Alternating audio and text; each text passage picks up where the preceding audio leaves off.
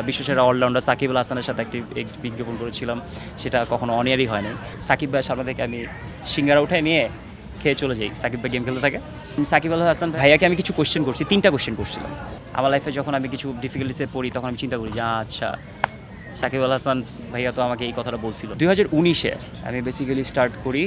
2019-এ আমি বিজ্ঞাপন দিয়ে স্টার্ট করি। আমি প্রচুর বিজ্ঞাপনে কাজ করেছি বাংলাদেশে, ব্র্যান্ডগুলোর নাম না বলি। সো এই তো আরও কিছু বিজ্ঞাপন আছে যেগুলোর এক্সপিরিয়েন্স অনেক বড় বড় এক্সপিরিয়েন্স, যেগুলো অন এয়ার হয় নাই, অন এয়ার না হওয়ার মতো।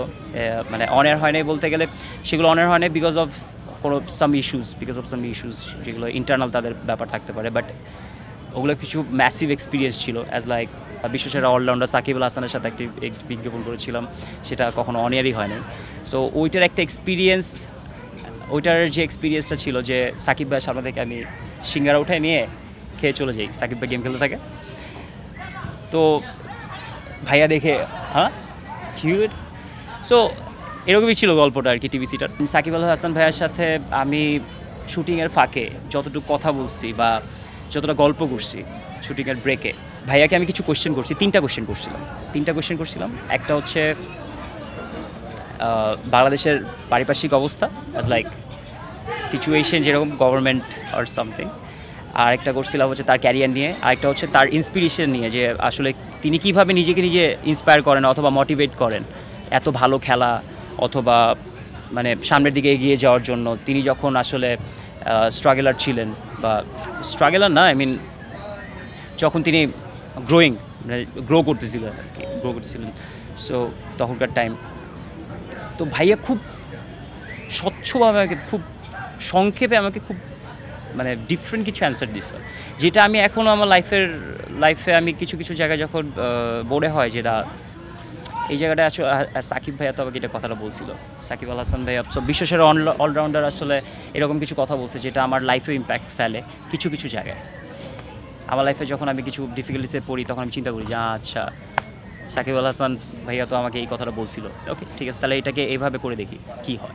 সামনে কিছু কাজ নিয়ে কথা চলছে অ্যান্ড লেটস সি। আর MBA করতে আমার দেশের বাইরে যাওয়ার কথা। সো দেখা যাক, লেটস সি। বাট আমি এই বছরটা সময় দিতে চাই, নেক্সট ইয়ারটা সময় দিতে চাই ইন্ডাস্ট্রিতে। বিকজ যেহেতু আমাকে সবাই বলতেছে, সবাই খুব অ্যাপ্রিসিয়েট করতেছে যে প্রান্ত আরও সামনের দিকে আরও কাজ করো, তোমার আরও কাজ দেখতে চাই। সো আরও সামনে দেখি আরও কিছু কাজ করি, দেখা যাক কী হয়। কিন্তু খুব ভালো কিছু গল্পে কাজ করতে চাই যেগুলো ইম্প্যাক্টফুল। ডিরেক্টলি বলাটা কি উচিত হবে কি না, I really don't know, but হতে পারে, আমি জানি না, বাট হতে পারে। আমার হয়তো কাজের সংখ্যা কম, খুবই কম। বিকজ কেন কম, I really don't know.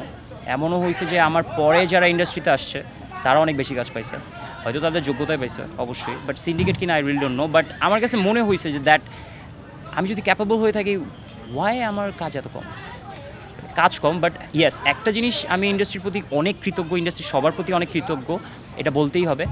That আমাকে যেসব কাজগুলো দেওয়া হয় বা যেসব কাজ আমি করি, প্রত্যেকটাই অনেক বড় এবং ইম্প্যাক্টফুল এবং ভালো কিছু কাজ, সেটা বিজ্ঞাপন হোক, সেটা ফিকশন হোক,